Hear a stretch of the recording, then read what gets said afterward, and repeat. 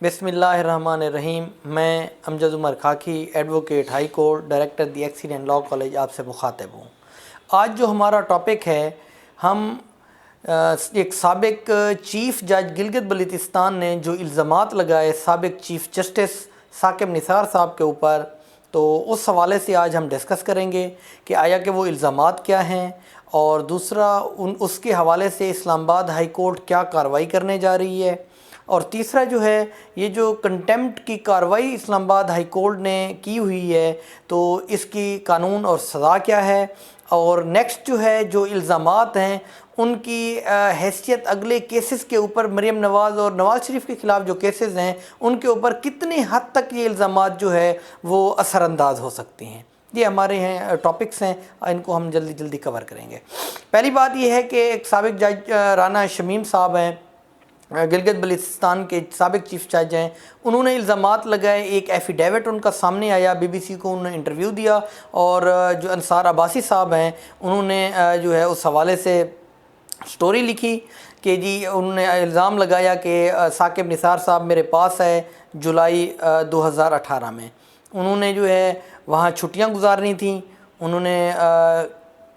اپنے رجسٹرار کو جو ہے ہدایات دیں کہ جی نواز شریف اور مریم نواز کے خلاف جو کیسز ہیں ان کو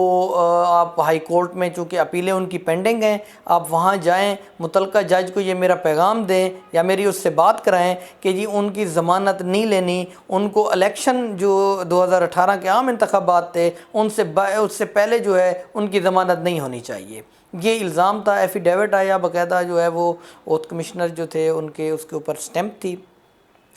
اس بات کے اوپر چونکہ اسلام آباد ہائی کورٹ کے ایک جج صاحب کا نام آ گیا تو اسلام آباد ہائی کورٹ نے اس کے اوپر جو ہے وہ از خود نوٹس لے لیا، متعلقہ فریقین کو نوٹسز جاری کر دیے۔ آج اس کی جو ہے وہ اس از خود نوٹس کی کارروائی ہوئی، جس میں انصار عباسی صاحب، رانا شمیم صاحب اور ان کو جو ہے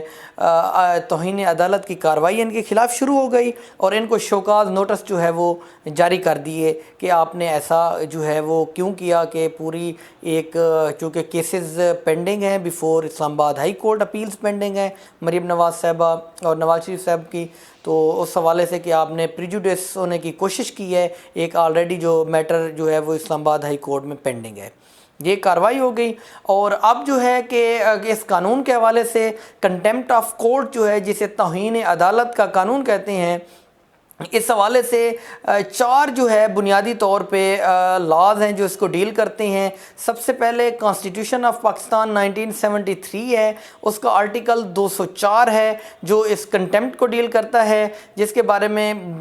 بیان کیا گیا ہے کہ اگر کوئی ایبیوز کرتا ہے، انٹرفیئر کرتا ہے، ابسٹرکٹ کرتا ہے کورٹ کے پروسیس کو، ڈس اوبے کرتا ہے، یا سکینڈلائز کرتا ہے کورٹ کو، یا جو ہے کوئی بھی چیز آلریڈی کوئی میٹر پریجوڈس ہے کورٹ میں پینڈنگ ہے، اس کو پریجوڈس کرنے کی کوشش کرتا ہے، تو وہ شخص جو ہے وہ گلٹی ہوگا،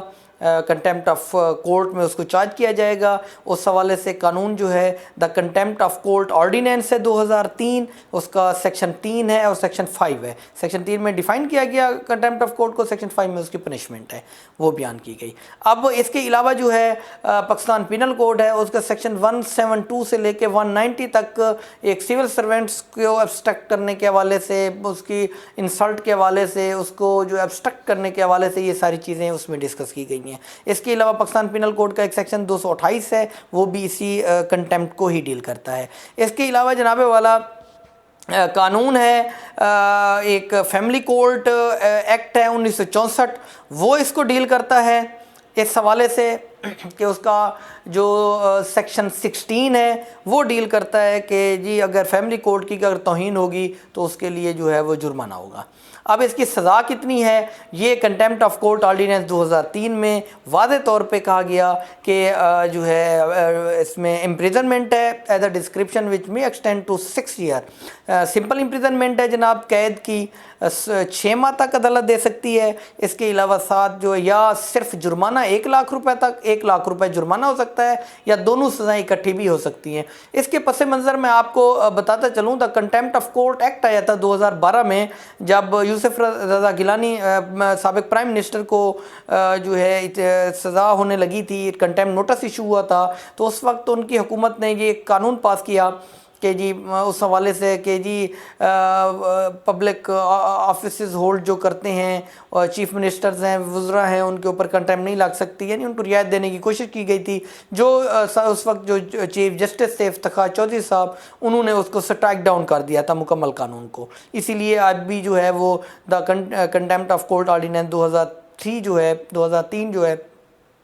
वही जो है वो इंटैक्ट है। ये कानून हुआ, सज़ा मैंने आपको बता दी। अब बात यह है कि इस हवाले से उनके जो इल्ज़ामात हैं, उनका जो एफिडेविट है वो किस हद तक कारआमद होगा मरीम नवाज़ और नवाज़ शरीफ साहब के लिए, ये बात बड़ी अहम है, क्योंकि ऑलरेडी जो है एक ऑडियो लीक हुई थी जस्टिस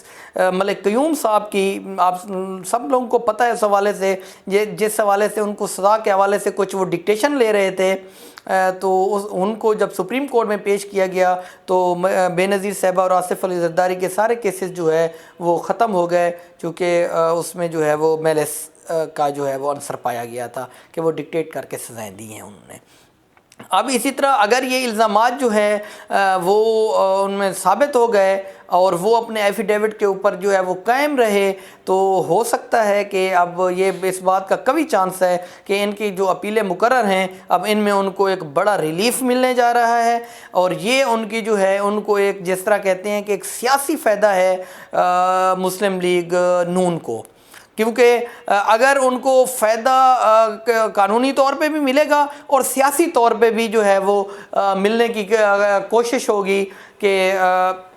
उनको ज़्यादा से ज़्यादा जो है इस बात की तशहीर की जाए ताकि उनके ख़िलाफ़ जितने भी केसेस हैं उनको